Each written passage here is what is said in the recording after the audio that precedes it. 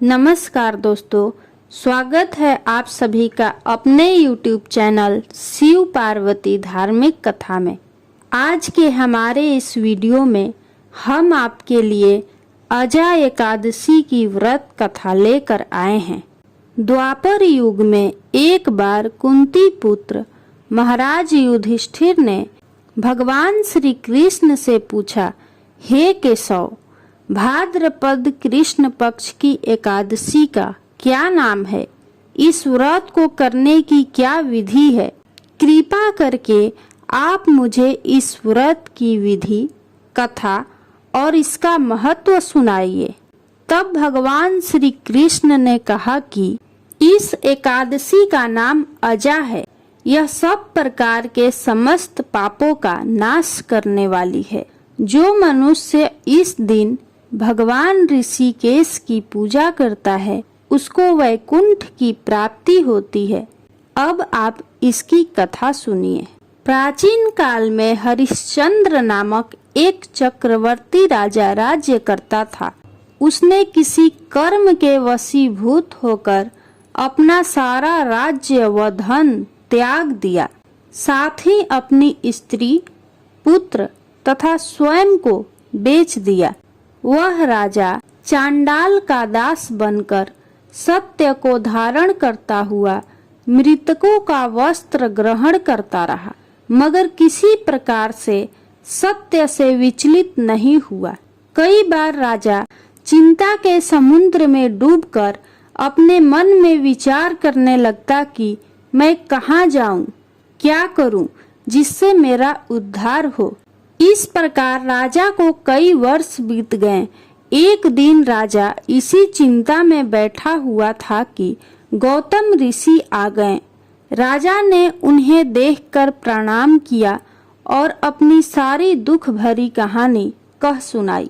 यह सुनकर गौतम ऋषि कहने लगे कि राजन, तुम्हारे भाग्य से आज से 7 दिन बाद भाद्रपद कृष्ण पक्ष की अजा नाम की एकादशी आएगी।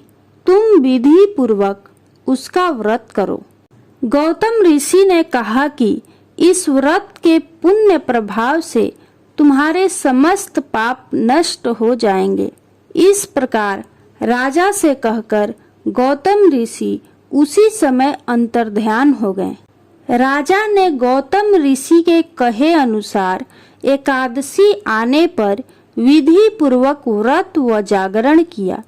उस व्रत के प्रभाव से राजा के समस्त पाप नष्ट हो गए।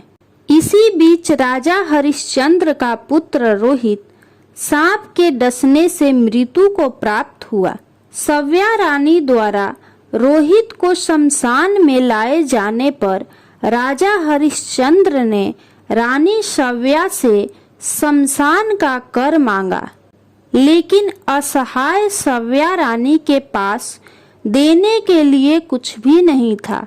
इसलिए उन्होंने अपनी चुनरी को चीरकर शमशान का कर चुकाया।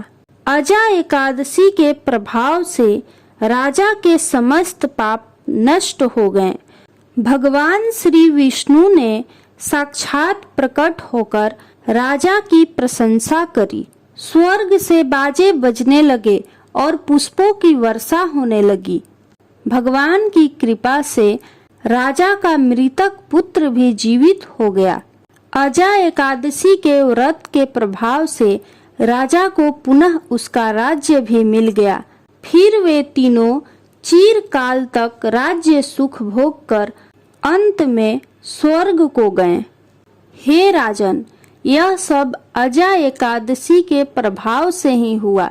अतः जो मनुष्य यत्न के साथ विधि पूर्वक इस व्रत को करते हुए रात्रि जागरण करते हैं, उनके समस्त पाप नष्ट होकर अंत में वे स्वर्ग लोक को प्राप्त होते हैं। इस एकादशी की कथा के श्रवण मात्र से अश्वमेघ यज्ञ का फल प्राप्त होता है। बोलिए श्री विष्णु भगवान की जय।